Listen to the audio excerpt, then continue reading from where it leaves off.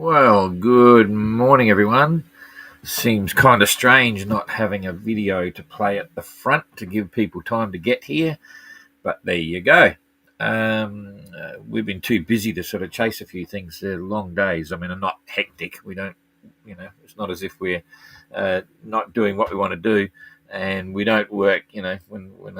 We're probably working 16-hour days, but we don't work for the whole 16 hours. We have breaks in between. It's just that we start early in the morning and we're still going at midnight. But anyway, we've got someone 2, 3, 4, 5 popping up, so that's cool. Did you recognize anything special in the intro? I'll flash it up again. Here it is.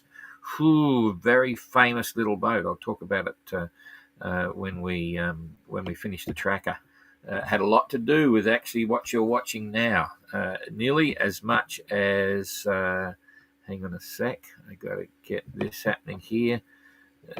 Nearly as much as this guy. You should know who that is. In fact, there's looking cheap there. There's a name there even.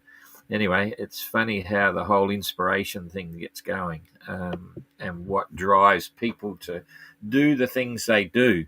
And we've got a head injury in the fleet, which you may have seen. I tried to share it, but it's on a reel. I can't get it there. Everything's fine. Christian the boom whacked Christian's head. And he's got lots of pictures there, lots of photos talking about it, bits and pieces. He's fine. Got a scratch and a bit of a whack on the side of his head. And I'll work out how to share it. It was a bunch of photos on a reel, and I can't find it to put it up, and I couldn't find a share button when I saw it early hours of this morning. So so he's fine. And then if you saw the posts down the bottom from Kerry, all of a sudden nothing, and all of a sudden two kind of nice posts from Kerry, which made me, because I saw them at 4 o'clock or 3 o'clock this morning. I said, wow, that's cool. And it made me think of everything he's going through and all the other entrants are going through, some of the amazing times that they get, which will impact them for the rest of their life. Similar things have happened to me. So anyway, we'll talk about that a bit when we get going. I've been talking enough now. We've got a few people there ready to go with the tracker. So you're on the tracker. You should be hearing me fine. So I'll come over to the tracker. I thought this was a very poignant... what did I do that for? Oh, that's why. See, Kerry's leading. Look at that. Everyone, well, look at that now. Kerry's in front. Renault's been cancelled. That's kind of interesting. He must have rolled over first. That's 20:01, and Renault's not there. Oh, no, he is there. Oh, that's interesting. I don't know what's going on there, because Renault is obviously showing... That happened the moment I turned it on. He's obviously showing he's a little bit closer, so maybe there's a hiccup with the distance to the finish. So distance to the finish for Renault is 698.3. 698.3. And Kerry's... Hang on a sec. Yeah, there's a problem then. Okay, 698.3. That's probably right. 718. So 9830. Kerry's showing 20 miles behind. I don't know why he's showing the leader there. There's obviously another glitch in the system. I'll just do a double check on the physical measurement. Yeah, 20 miles. So that's an interesting thing we just discovered. I was just putting this up to show they're getting very close. At one point, I think Kerry said he was within about 14 miles. So they're keeping each other honest and pushing hard, but that's obviously wrong. Kerry doesn't have the crown, but he's doing okay. So anyway, I'll put the wind up here, and by the time we bounce this around, maybe Renault will come back and claim the lead. No? Oh, there you go. It's going to cause a bit of a controversy. Maybe Kerry paid someone. I'm not sure. That was a joke, by the way. So we'll come back here. Oh, they got a bit of a softer breeze there. Oh, Jeepers, Jacob's on the roll. I haven't seen the tracker yet this morning. I was up in the middle of the night for a few things, or early hours of the morning, and I only just woke up at 7, and then I was watching social media, and then jumped out here, and there you go. Jacob's on a roll. That's kind of fun. Christian's down the bottom, still doing okay. Okay, I think we can... Oh no, that won't allow me to show the box there. I have to come back one more. Okay, so here we go. And Christian, he's actually gaining ground here. So he's actually in front of, looks like in terms of the run line, he's in front of Gary and Urton. Yep. So we'll start off here with Gary. Gary slipped behind. What's going on, Gary? 3.1 knots and did 95-mile day. Urton, jeepers, you're on a blinder, Urton. 4.9. You passed Gary. 113-mile day. So they're both showing, anyway, so Urton is in front of Gary. So that's a turnaround. Christian, I know why I get this smaller map. 130-mile day he's flying, because I leave that there. If I can scroll this down here, I can go up one bigger there. So now those on the mobile will be able to see it a little bit better. So you can see what's happened. There's a bit of an interplay there. Gary's taken a dive down south, maybe got caught in a hole, because you can see here there's light blue patches, the darker green patches, which is more wind. They're not. It's highly likely that they're not exactly correct. These little patches, they can vary. So Gary's fallen in a hole by the look of it. Urton's pulled his finger out and going for it, and Christian's still sailing fast while he's been fixing up his head. He looked like something out of South Park when he's finally bandaged. The final photo was, I say this with all due respect to Christian, I know it's bad that you got hurt and everything, but I had to have a laugh when you did your bandage, and there's no other way to do it than the way you did it. It just looked like, is it South Park or one of the cartoon characters, that has a funny head? Anyway, I hope you had a good sleep, Christian, and it's not hurting too much. Jasmine, 4.9, 114-mile day, so she's moving along quite nicely. Josh lost a bit of ground along the way over the last days, but he's already saying it's all got to do with weather, not him trying. 4.1 knots and 107-mile day, so Jasmine's caught up about 7 miles. Next is what's looking like the mid group, so that means Josh has fallen out of the mid group, and he's to leader of the tail enders. Ooh, jeepers, that's to encourage you to fail faster, Josh. And 4.6 knots for Adam, 115-mile day. That's not too bad. Then we got Jacob, 4.9 knots, 124-mile day, so he's taken a bit out of 9 miles out of Adam. Zooming across the bows of Eric shortly, 4.9 knots. Could have that up a bit bigger so you can see that. There we go. A few things happening there, and Pila's still struggling, but getting there to catch up the others. She's slowed down a bit. 98 miles and doing 4.6 knots. And here we go for the guys at the front. Dan, contemplating the meaning of life, I would say. The temptation of Australia has kicked in, and he's wondering whether he should continue or not. That's not quite right. He's missing family and stuff and thinking, it's going to be hard to go past Australia. So let's wait and see. But you've invested a lot coming all this way, Dan. Don't let it go. We hope to see you continue. 4.9, 109-mile day. So he's past the magic 109. He's still in touch. For some reason, Kerry says the leaderboard saying Kerry's leading, but he's not. He's doing 5.5, and he did a 131-mile day. That's pretty good. And Renault did a 134-mile day. So doing 5.5 as well. So they're still neck and neck. They obviously having a lot of fun up the front there to see what's going on. The other thing that surprised me, Kerry was saying that he was only a couple of days away from reaching Australia and the Great Barrier Reef. So let's just check that out.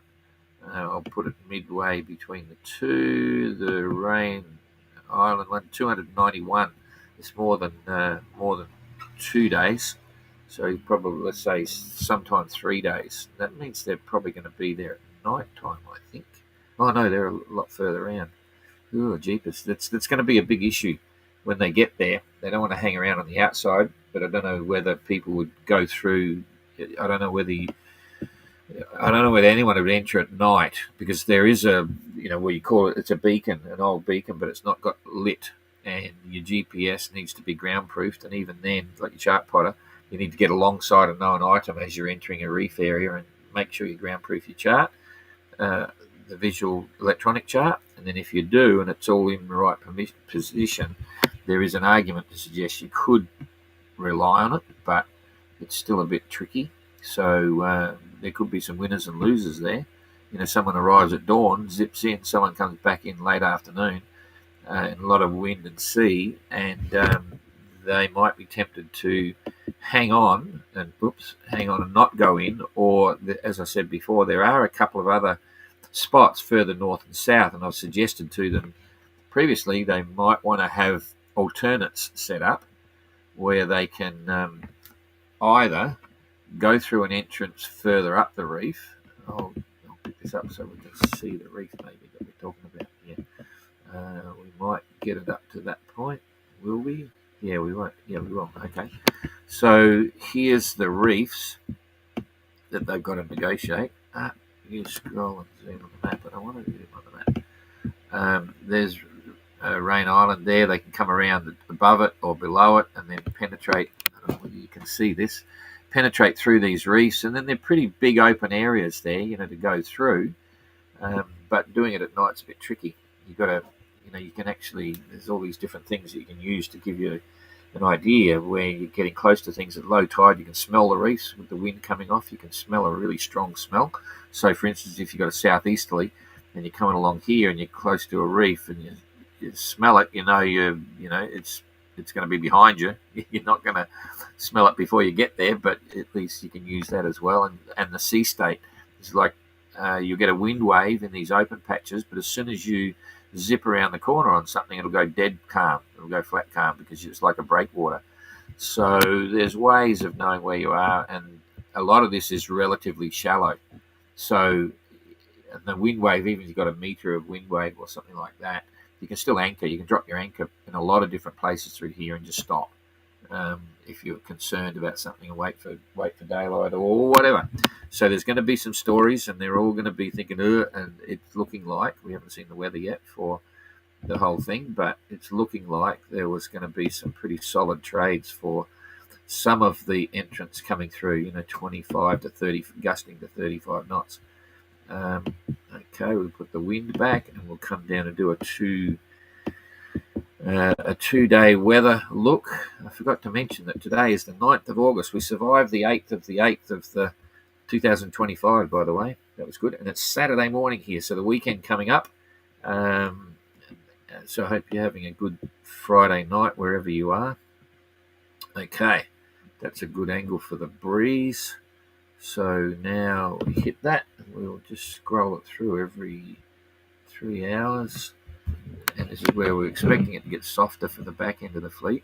But the lead group, they've still got good breeze all the way through, but you can see there's less wind to start with. So the next 12 hours, there's less wind for the back half, but then it fills in pretty much the same all over. But I would still say there's a little bit more breeze for the lead group.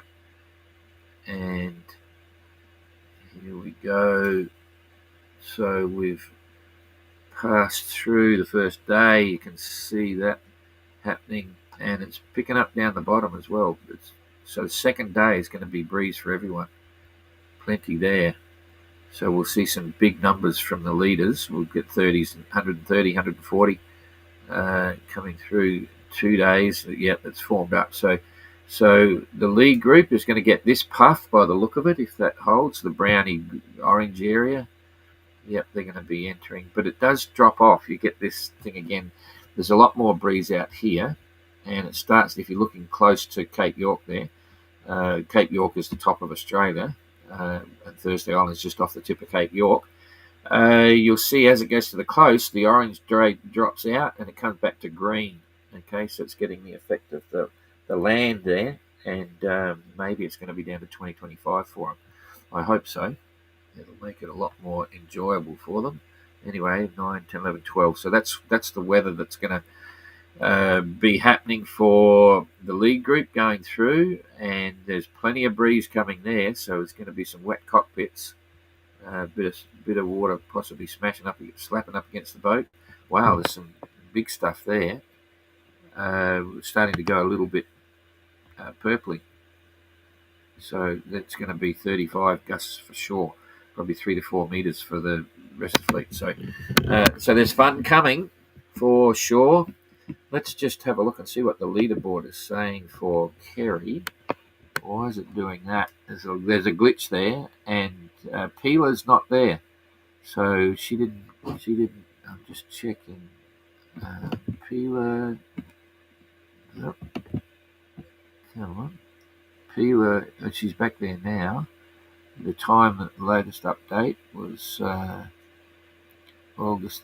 She's got August the 8th. It's just not on the leaderboard for some reason, but she's right on the tracker. So the tracker's correct. But Pila's not made it onto the leaderboard for some reason. Kerry is there and on their distance to the finish. Where are we?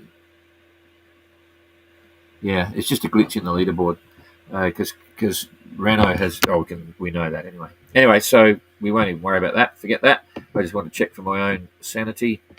But it's quite funny that Kerry's now winning. Okay, enough of that. Let's go back here, and you've got me. Although before we get there was a couple of other things. What did I want to show? I'll put this on here. That was John Guswell, of course. I'll come back to the first mystery that very few people will know. We'll see how clever they are. Building boats, just going back to all the, what makes you decide to build a 580? It's all about inspiration, cool little boats. Oh, I like them.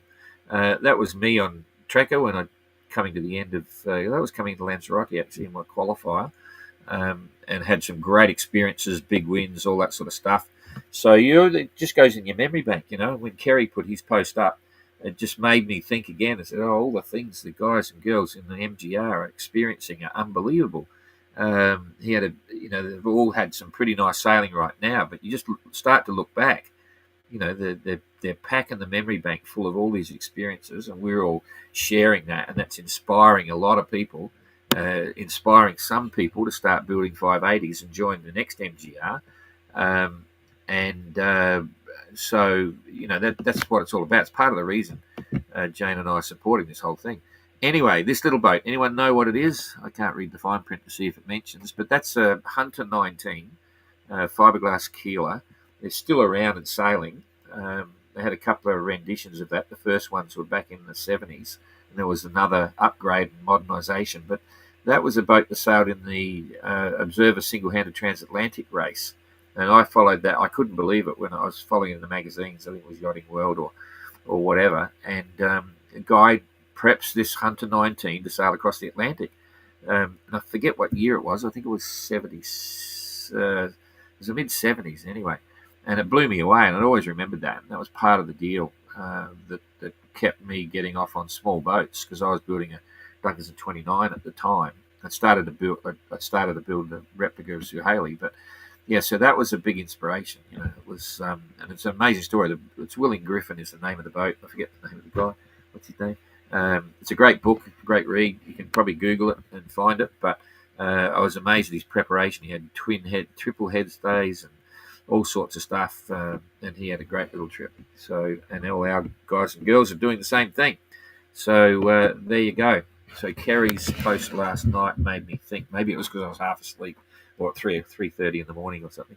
But I enjoyed reading his post and seeing his pictures. I'm sure there's a lot of other people doing the same. Okay, so Kerry, it's not Kerry, but Christian. Yeah, he was up in the cockpit doing something, running downwind quite fast, and all of a sudden the boom came along and bloody whack, hit him in the head, and it knocked his head down, obviously, and dragged past. There's a bit of a cut there. Nothing's what I'd call serious, but it's certainly a bit of a pain for him, no pun intended. And he spoke to MSOS about it. He's got a series of really nice pictures going in there, explaining what happened. He looks fine. His cartoon character at the end when he wrapped himself up like a tea bag. So all is good. But yeah, they've all got helmets, but that's mainly on board. You don't necessarily wear it all the time in the cockpit. Same as safety harnesses and life jackets. I'm not a big fan of wearing a safety harness and life jacket in the boat all the time. Some people are. But you know when there's a risk of getting knocked down or banged by a wave, that's when you wear it. And the same with helmets. People make a decision when they want to do it, and it's mainly if there's a big storm, put your helmet on because you might get knocked down, rolled over. That's how it works. So anyway, that's all cool. Questions to say g'day, and then we'll get out of here. G'day, Jonathan. G'day, Matthew. Good morning to you. Good evening here in Belgium. Aaron Nortek. Why did Christian go south of the fleet? He was just drawn down around that way because of the I nearly said New Hebrides. They used to be the New Hebrides back in the day, just before I got there, but they're Vanuatu now, and they have been since the late 70s. Okay, my mind's playing tricks. So Vanuatu, he was coming up against the Vanuatu, and he was just a little bit down, and he made the decision to go down in between the islands, and the others sort of kept climbing north, west. And once he's under it, it sort of sets a sequence. He got into a bit of a quiet patch and slowed down a bit, but he's doing a good job. He's catching up fast. He's a fast sailor. If he didn't go south, but that's the luck of the draw, he didn't do anything wrong, he would probably be much further advanced. So that's what happens there. Okay, it's getting very tricky as we had to go through that area on our way back to Darwin. Yeah, it has its challenges as part of the attraction going up in through the reef and stuff.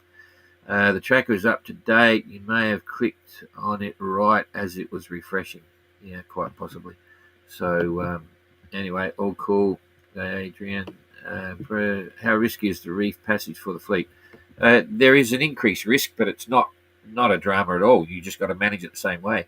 I often get comments from some of the entrants when we were developing the course, and even then they'll say something like, "Oh, it's just too dangerous to go in at that time." And I say, "Well, so what do you do?" And they sort of look at me and they say, "You just don't go in. You go in when it's safe." And they'll be in an anchorage and say, "Oh, it was too dangerous for me to get out, so I had to do this, that, and the other." And I say, "Well, what do? You don't leave. Just stay there until it's safe to leave." And one of the essence of the concept of the MGR is it's what I call a passage race. There's no racing rules. It's just coal regs. So that's the course. That's the challenge to get from A to B, and you manage it in a seaman-like way. So if someone makes a decision to go into a pass at night time or whatever it is, they'll base that on the fact that they believe it's safe at the time to do that. They shouldn't be forced. Or they shouldn't say, "Oh, it's the course. I have to go that way, so I've got to keep sailing." It's completely wrong. It's got nothing to do with us. You make your decisions. We set the challenge. So it's kind of interesting that, yes, there are risks now associated with going through the reef. John Guswell faced those risks. Every cruising boat that goes through there faces those risks, and everyone makes their own judgment. And if it means that you decide to wait and go in at daylight, or if you think it's too windy and you don't want to go in there, maybe you've got to go all the way up north and go around the big shipping channel and struggle down the other side on the lee shore and things like that. You make your own value judgments and go from there. So yeah, there's risks for sure, but it's not unmanageable and it's not unsafe. But at the end of the day, all those decisions are made by the entrants themselves, and setting a risky course or a challenging course in a yacht race is part of the course. That's what you do, and everyone's facing the same challenge. So that's the attraction. I always call it, any people doing things like this, they're what I call responsible risk takers. The risk in life is really part of doing things that can be quite satisfying. If it's all too easy, a flat line. I've explained it all before. So anyway, late to the party. G'day, Anita. You can watch the replay. So thanks for that. There we go. Have a good weekend, and we will see you. We'll see you tomorrow, hopefully, if everything goes well. See you later.